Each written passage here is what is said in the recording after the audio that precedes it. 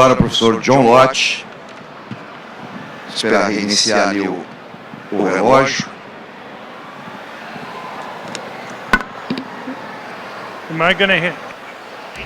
Eu vou ter mais do que 8 minutos para falar? Olha, sim.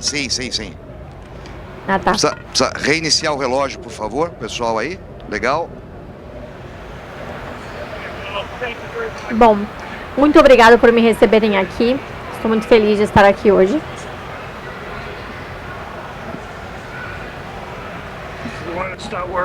Não está funcionando o microfone? Vocês conseguem ouvir? Tá bom. Muito obrigado por me receberem aqui. Estou muito feliz de estar aqui com vocês hoje. Então eu vou tentar deixar a minha apresentação um pouco rápida. Tem muitos temas que a gente poderia falar sobre isso. And that is, how do you change people's perceptions about guns? And there are basically two issues that you have to try to do. One is try to make people understand that the main reason for people having guns is self-defense, to protect people from criminals. And the second thing is just police are important, but police are very limited in what they can do. They virtually always arrive on the crime scene after the crimes occurred. And the question is, how should people protect themselves when they're having to confront a criminal by themselves? And I guess the third point is just that the people who benefit the most are the most vulnerable people in society. They're people who are relatively weaker, women and the elderly, and they're people who are relatively poor, que são mais who live in pobres, crime que vivem. areas. But the thing is, in changing this, Mas o ponto é, uma das coisas que eu discordo, na verdade, de certa forma, is it's just not ideological. Numbers matter, but it's just when you're talking to mas people quando você está about falando com as guns, pessoas sobre they think armas, they probably elas know more acham que about elas guns sabem than mais almost sobre any other armas do issue. que qualquer outro They canto, né? constantly Qualquer hear outro about assunto. guns in the Eles estão news, sempre ouvindo falar de armas constantly na hearing notícia, about bad things, sempre estão ouvindo never pontos hear about the negativos, benefits. nunca escutam And os so, pontos positivos, os what do they benefícios. think? Is Então, it o que eles surprising acham? that they're gonna É think if you just surpreendente get que rid eles of vão guns, pensar, se você everything não will tiver be mais made better arma, off? tudo vai ser And melhor? we'll go through some data E a gente vai passar por alguns dados, se a gente tiver tempo, para tentar mostrar qual é esse resultado. Eu vou passar por alguns pontos aqui, entender como parar o crime, problemas com os dados de criminalidade, a visão da polícia dos Estados Unidos das armas, quem tem benefício do banimento das armas, o que acontece, o crime comparado com o porte de armas na América Latina. Então, como você para o crime, né? Isso não é uma ciência nuclear. Basicamente, você precisa deixar mais arriscado para que as pessoas cometam crimes. Você pode fazer isso de formas muito importantes. Então, taxas mais altas de prisões, de convicções, sentenças mais longas, a pena de morte, se você quiser. Mas a polícia em si, se você olhar pesquisas da polícia, pelo menos nos Estados Unidos, a polícia acredita que eles são muito importantes, mas eles também sabem que eles basicamente sempre chegam na cena do crime depois que o crime já aconteceu. Então a pergunta é, você pode deixar mais arriscado para que o crime seja cometido não só com a polícia, o sistema legal, mas também permitindo que as pessoas individuais consigam se proteger.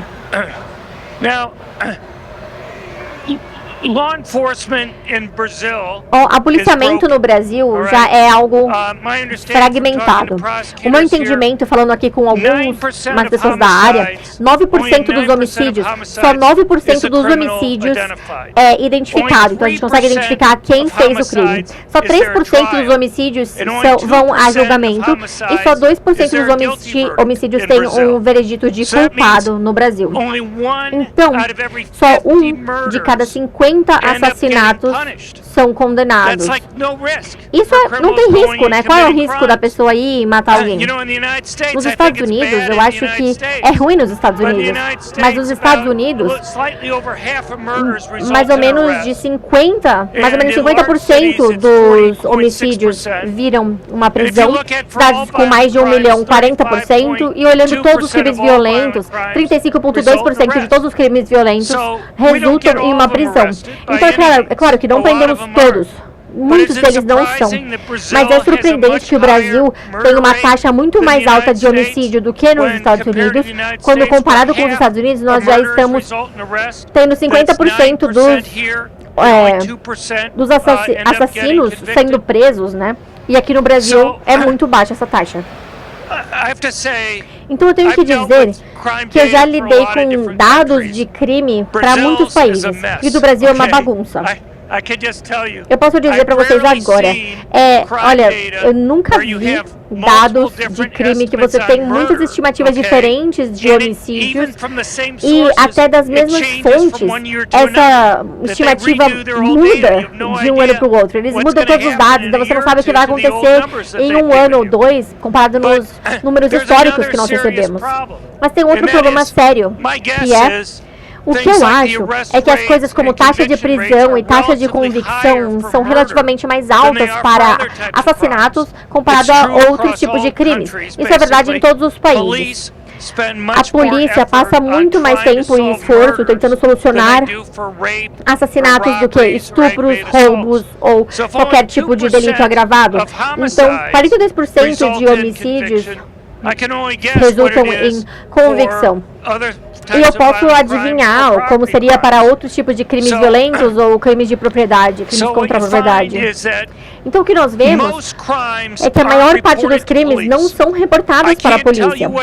Eu não posso te dizer o que acontece no Brasil porque vocês não têm esse tipo de números.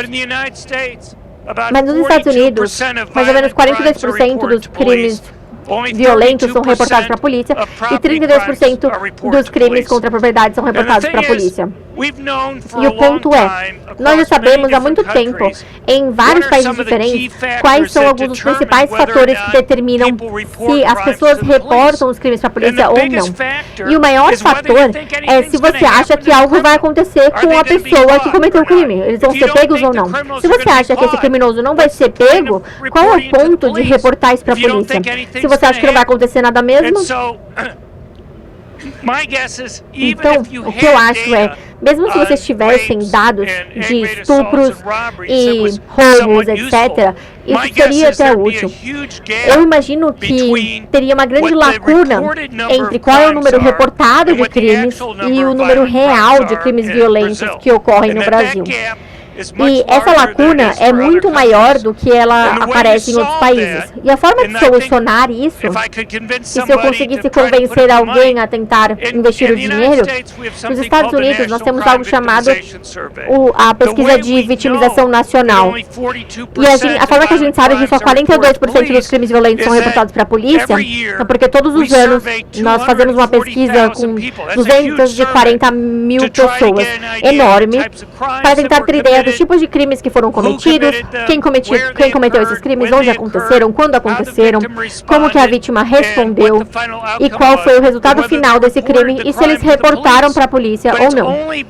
Mas é só por causa dessa pesquisa, porque você não consegue só olhar o número de crimes reportados para a polícia e por conta própria saber quantos crimes foram cometidos. Você tem que ter algo como essa pesquisa.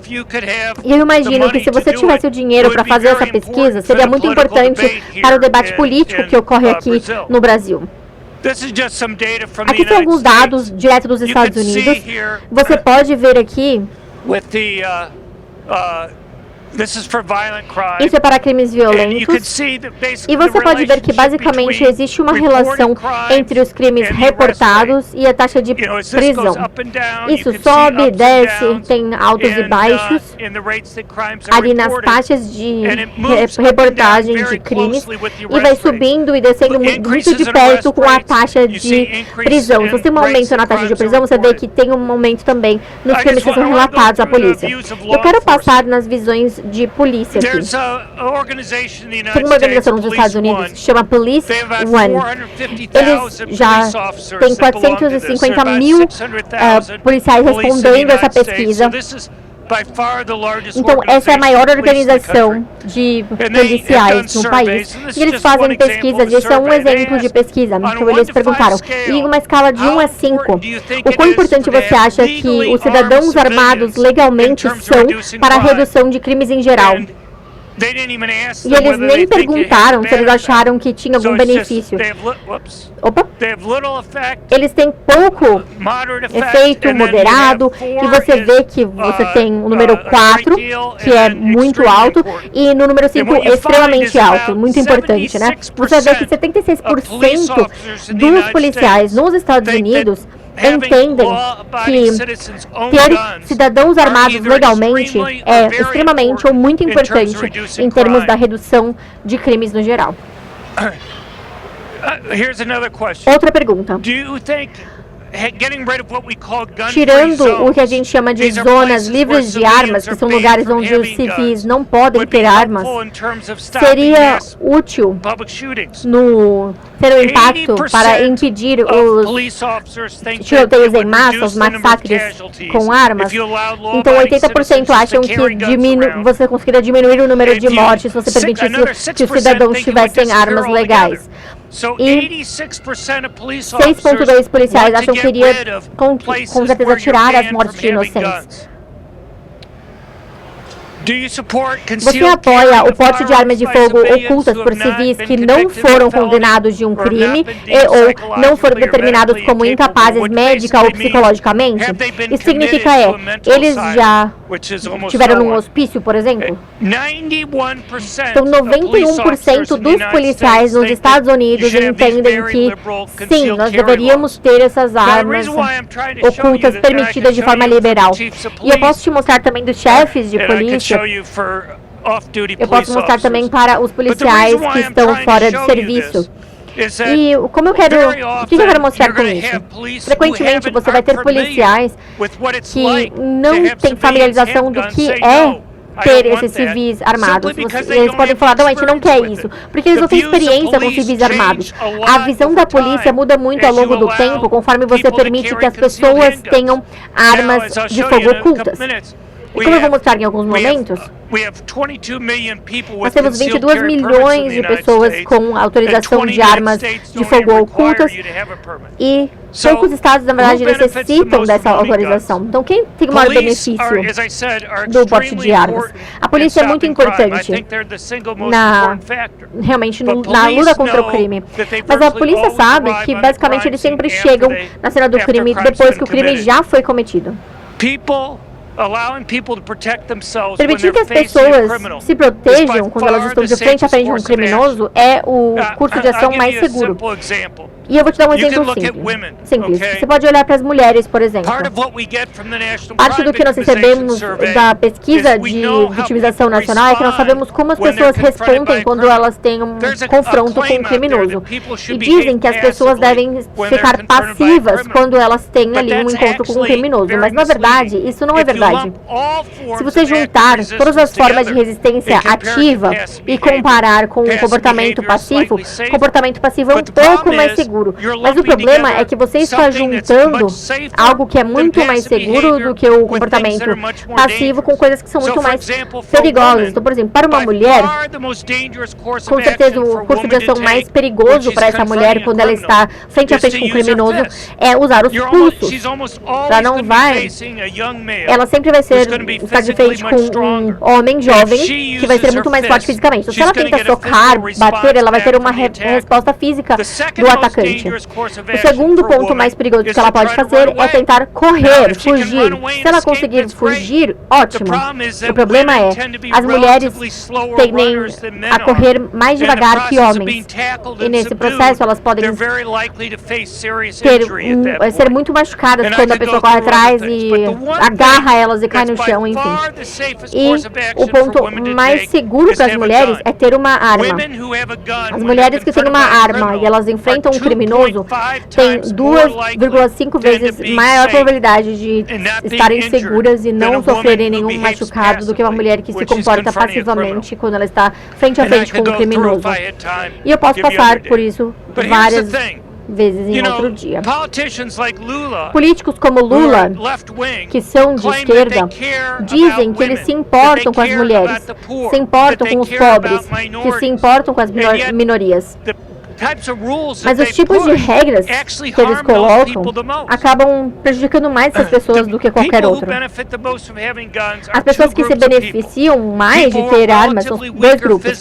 Pessoas mais fracas fisicamente, então mulheres e idosos, e pessoas que são pobres, que vivem em áreas urbanas de alta criminalidade.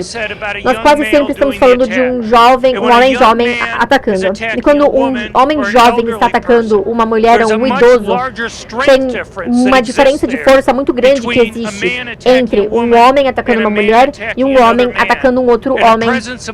E a presença de uma arma representa uma mudança relativa na habilidade da mulher de se proteger comparado a um homem. Então eles podem dizer que eles se importam com as pessoas vulneráveis da sociedade, mas o tipo de políticas que eles aplicam, na verdade, estão prejudicando mais essas pessoas. Aqui tem uma pergunta básica.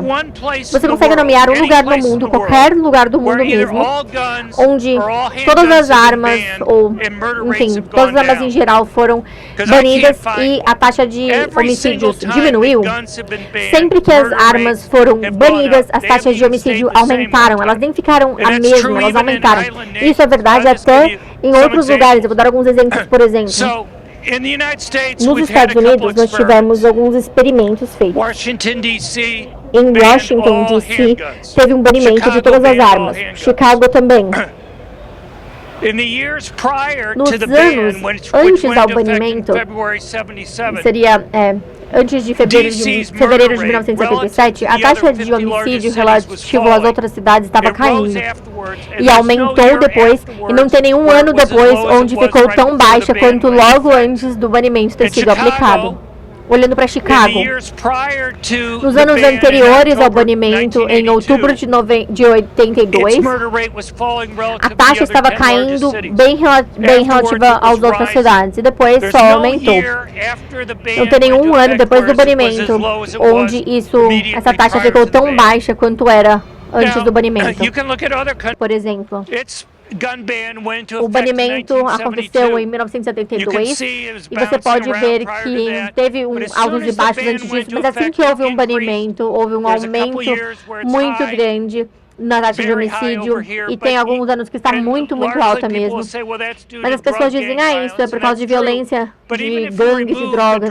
Sim, mas mesmo retirando a violência e relacionada a drogas, você tem uma taxa muito mais alta do que você tinha antes do banimento. Aqui para o Reino Unido, o banimento de armas aconteceu em janeiro de 97. E 8 anos depois disso, a taxa de homicídio aumentou 50%. E caiu depois de 8 anos, mas não foi por causa do banimento das armas. Na verdade, teve um motivo bem simples. Em 4 anos, eles tiveram um aumento de 18% no número de policiais. As pessoas estavam chateadas com o aumento do crime, então eles queriam ter mais policiamento. E o que aconteceu? Colocaram muito mais policiais na rua e reduziram o crime. Porém, mesmo com esse grande aumento no número de policiais, mesmo depois de 18 anos, ainda chegou praticamente ao que estava antes do banimento ser aplicado. E eu poderia falar sobre esses dados também transversais. Eu não vou falar muito sobre isso, mas eu poderia falar mais. Tem um problema grande com isso. Isso é para os países da América Latina, mostrando a taxa de homicídio e aqui a porcentagem da população adulta com licenças de porte de arma. E você pode ver que os países que têm relativamente mais armas tendem a ter taxas de homicídio menores nos países da América Latina. Você vê essa mesma relação com os outros países. Eu só tenho 1 minuto e meio, mais ou menos, mas eu queria falar um pouquinho sobre o porte oculto nos Estados Unidos. Quando nós começamos a ter essas leis, elas começam sendo bem restritas, então taxas altas, requisitos de treinamento, muitos lugares que você não podia portar arma, porque as pessoas disseram, se você deixar as pessoas portarem em qualquer lugar, eles vão fazer coisas ruins. Mas o que aconteceu ao longo do tempo Isso, na verdade, não era verdade. Geralmente, as pessoas que têm as licenças são muito obedientes à lei e você não vê eles cometendo um crime de alguma forma. Então, a lei gradualmente foi relaxando, removendo as áreas sem armas e tiraram as pessoas dizendo que ia ter desastres, porque isso não aconteceu, aconteceu o oposto. E, ao longo do tempo, as pessoas que queriam desarmamento foram perdendo a credibilidade. Nós temos 22 milhões de americanos que têm uma licença de porte oculto. Tem muitos estados que nem precisam de uma autorização. As mulheres têm 21% das licenças. A população preta tem crescido também. E esse alto crescimento at 1/20th the rate of the general population. So permit holders are 1/240th. The type of person who's going to go through the process to get a permit is incredibly law-abiding. If you're a criminal, you're not going to bother to go through the process to go and get a permit. And then this is just the change in over time in permits. The percent of the adult population with permits is the orange line, and the blue line is the violent crime rate, and you can see it falling. I really appreciate your time, and I know we have time for hopefully for some questions. I have more slides, but I don't have time. But thank you very much. Muito obrigado, professor John Lott.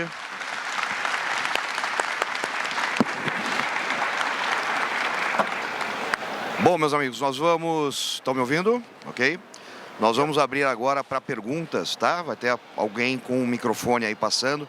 Eu vou só pedir para vocês serem o mais objetivos possíveis, tá? Então, escolham alguém que vocês querem, ou o professor Fabrício, ou o professor John Lott, né? Qual vocês querem fazer a pergunta, e façam uma pergunta objetiva. A gente vai fazer isso por aproximadamente 20 minutos, porque aí mais pessoas vão poder tirar suas dúvidas, tá? O microfone, alguém sabe onde está? Está ali? Aonde? Ali. Então, quem quiser, por favor, fazer a pergunta, pode levantar a mão. Calma, um por vez, pelo amor de Deus. Ninguém tem nenhuma pergunta? Não? Nenhuma dúvida? Aqui. Desculpa, perfeitamente.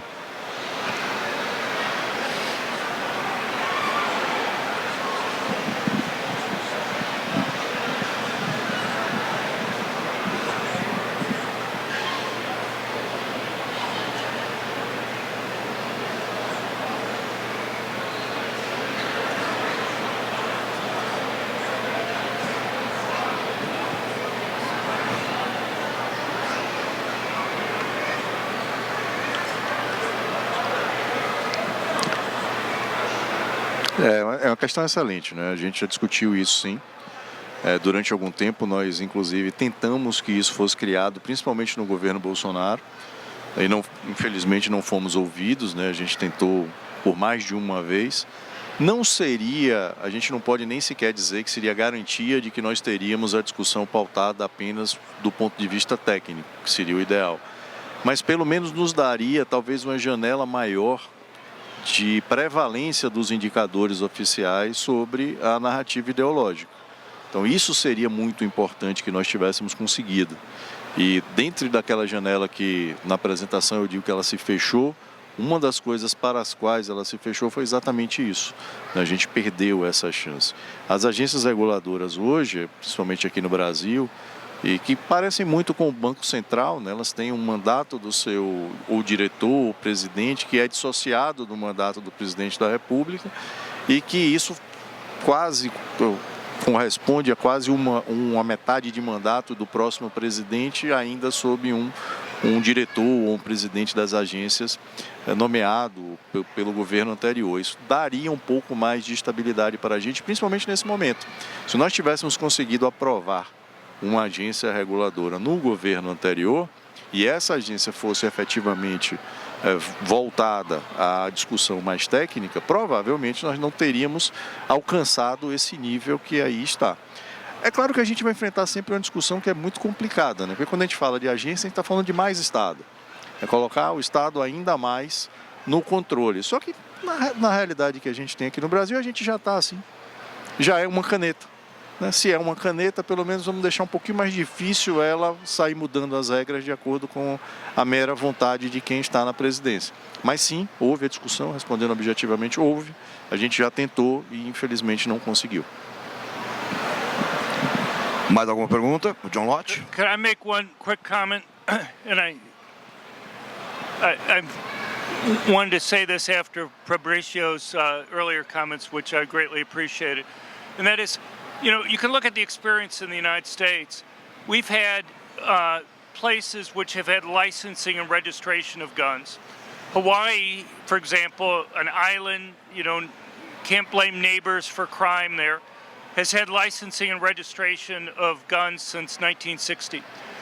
They can't point to one single crime that they've been able to solve as a result of licensing and registration, which is really the reason why it's there.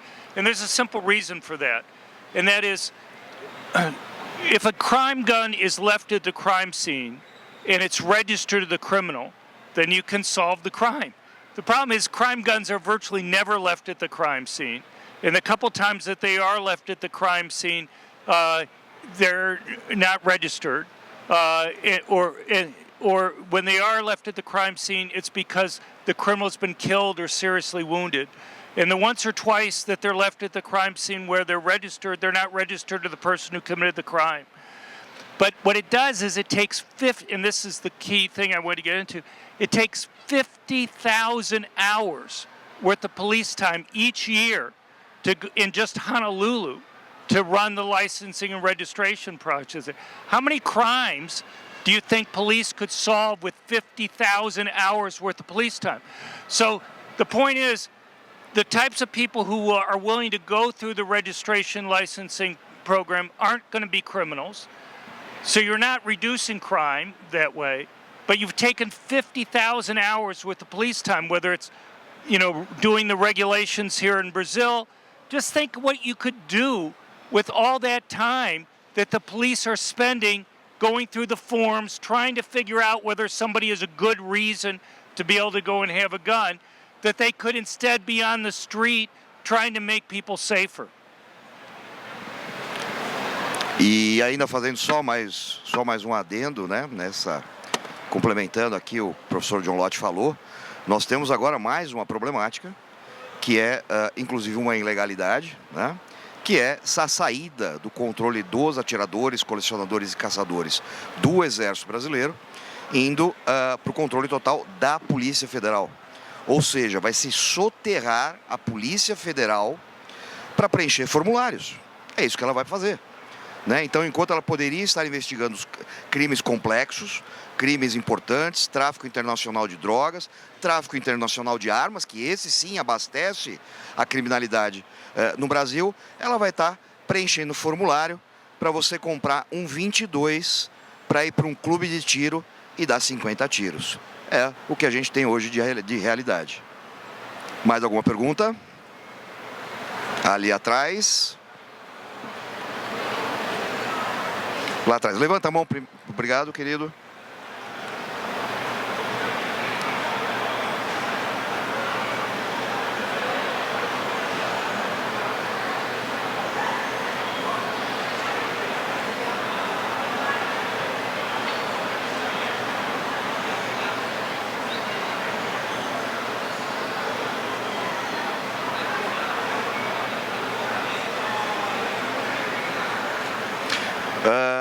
Resumidamente, nós já tivemos isso no Brasil, né? Até 1997, até 2003, na realidade, né? Até 2003, o porte e o registro de armas era feito de forma descentralizada, né?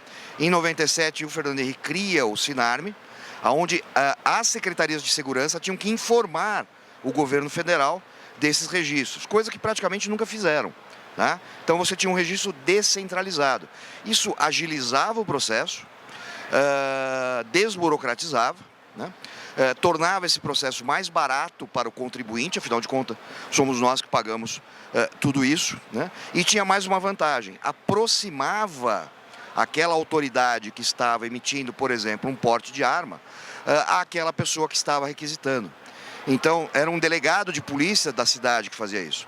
Então, você pegava cidades pequenas, onde aqueles policiais conhecem aquelas pessoas, né? E sabe quem é maluco, sabe quem é bandido, sabe quem vai aprontar com aquela arma e sabe quem não vai, né? E isso era muito, muito fácil, muito melhor de ser feito. Porém, hoje isso não seria mais possível.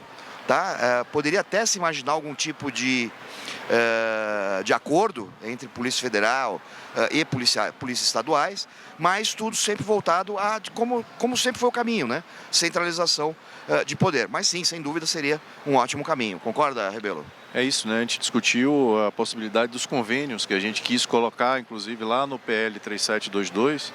A ideia, nós pensamos na descentralização, ela não foi muito aceita, mas a ideia dos convênios foi mais ou menos aceita. Então a ideia era voltar ao modelo de quando da criação do Sinarme. O Sinarme foi criado para centralizar, mas ele atuava exatamente assim, alimentado pelas informações da Secretaria de Segurança Pública. A gente tentou que isso fosse feito e tem as vantagens, claro, que Bené colocou aqui. Você não pode imaginar um sistema centralizado que vai tratar do mesmo modo o cidadão que está aqui em São Paulo e aquele ribeirinho lá no Amazonas, numa situação completamente diferente, e as regras serem exatamente as mesmas. Não faz nenhum sentido isso. I don't think we would have had the changes in gun control laws in the United States if it had been just a centralized system. What you'd have is a few states would liberalize their rules and people would learn that the claims that were being made that there would be disaster didn't occur. And as more and more states changed, that made it more and more difficult for the remaining states that kept very strict laws to keep them in place. I in Ohio 3 different times over the years before they finally adopted a concealed carry law. And by the 3rd time I was there, all the states surrounding Ohio had concealed carry laws allowing people to carry. And at that point, because before people would say, well, people in Ohio are just different than they are in other states. And you'd say they're different than Michigan, Indiana, Kentucky, West Virginia, Pennsylvania. They're different than everybody in all these other states. Are you afraid to go outside of Ohio? You know, you drive out of Ohio, every state you're going to go across is going to allow people to carry. But yet people go there all the time and they don't worry about it. So by having it decentralized, you allow more experimentation. And you also get more data, to be honest. Most of the empirical work by academics in the world is done using U.S. data. And the reason why is we have 51 different laboratories with the 50 states and the District of Columbia. So if you just had one country and everybody had the same law, it's very difficult to disentangle all the things that might be changing, you know, because you only have one experiment then. But if you have 50 different ones there, some adopted in different years, some, you know, maybe let people carry at the same time they give more money to the police, or they let people carry when they give more money to prosecutors or change criminal penalties. But if you have enough different states changing in enough different years, you can begin to disentangle those things. So I think it's very important to have decentralization if you're going to eventually be able to liberalize the system that you have. Perfeito, perfeito. Mais alguma dúvida? Ali.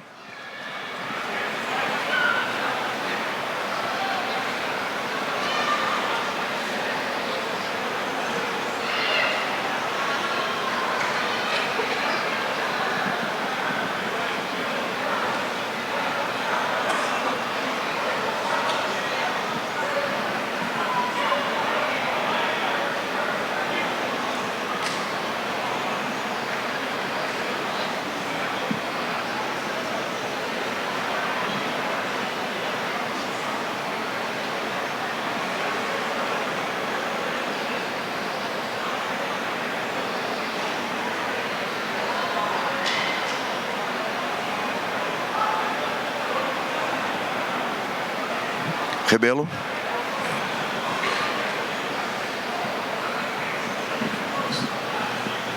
Bom, é uma questão, é subjetivo, né? A gente imaginar que se o fundo do poço chegou ou não. Eu acho que ele foi projetado. A situação do fundo do poço está projetada.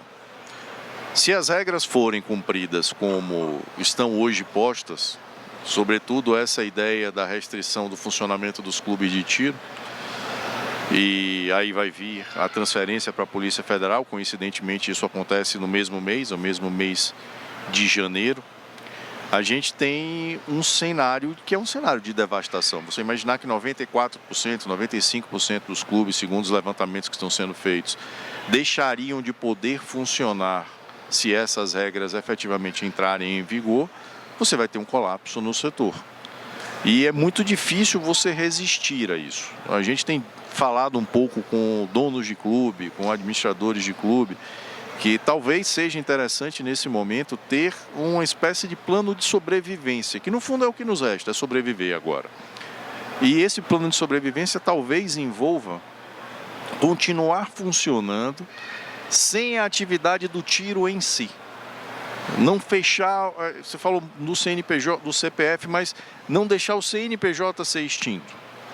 Porque há uma manobra, e aí uma das discussões de bastidores é exatamente essa, que há uma projeção do governo de que ele pode até ceder nessa questão, mas um pouco mais lá na frente.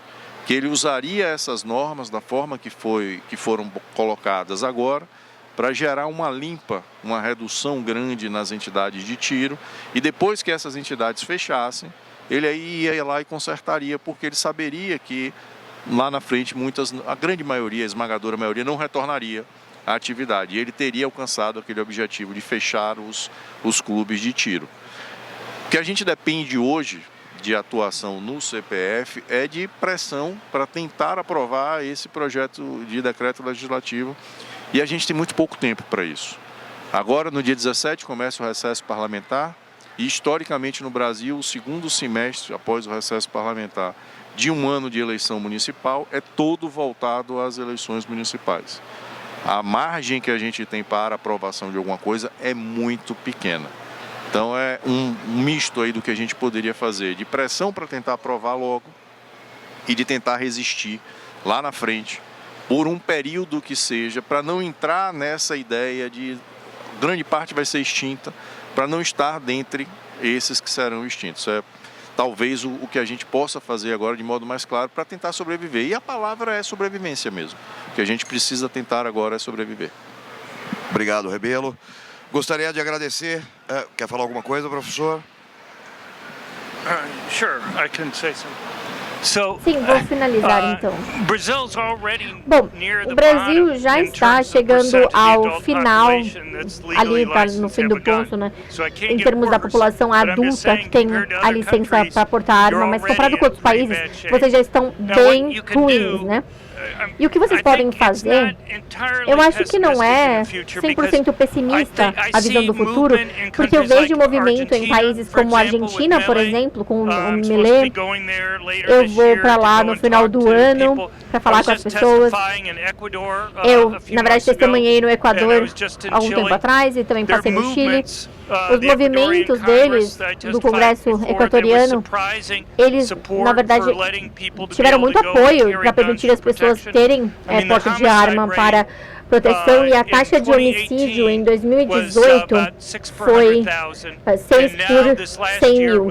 E nesse último ano foi 45 por 100 mil por causa dos cartéis de drogas. A polícia não consegue proteger as pessoas lá. Então eu espero que eles aprovem o porte de armas dos civis. Mas o que acontece, eu espero, né, mesmo não tendo os experimentos em estados individuais, você tem países ao redor do Brasil que vão estar fazendo esses experimentos com porte de armas e vocês vão conseguir referir a isso. E o que vocês podem fazer? Esperamos que até lá tenham histórias de pessoas utilizando as armas para se protegerem. E aí você pode pegar essa história e falar, olha, gente, a polícia não consegue nos proteger aqui. Por que a gente não consegue ser como esse país X ou Y, que isso está dando certo? Nós já temos os relatos de pessoas que estão com porte de armas e conseguem se proteger.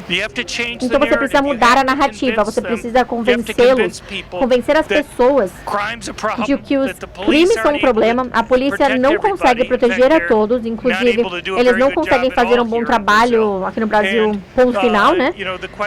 E a pergunta é, será que a gente consegue pelo menos aproveitar o que os países estão aprendendo na permissão do uso de armas? Muito obrigado, professor John Lott, muito obrigado, Fabrício Rebelo, muito obrigado a todos vocês, né, que participaram aqui de mais esse painel, mais um ano aqui com o professor John Lott, né? Vocês sabem que eu sou um grande fã do professor John Lott, né? Comecei, né, nessa história toda lendo o primeiro livro do professor John Lott e, né, mais uma vez agradeço a todos vocês aqui pela presença na SHOT Fair 2024 e ano que vem, com certeza, estaremos aqui mais um ano. Muito obrigado a todos, boa noite.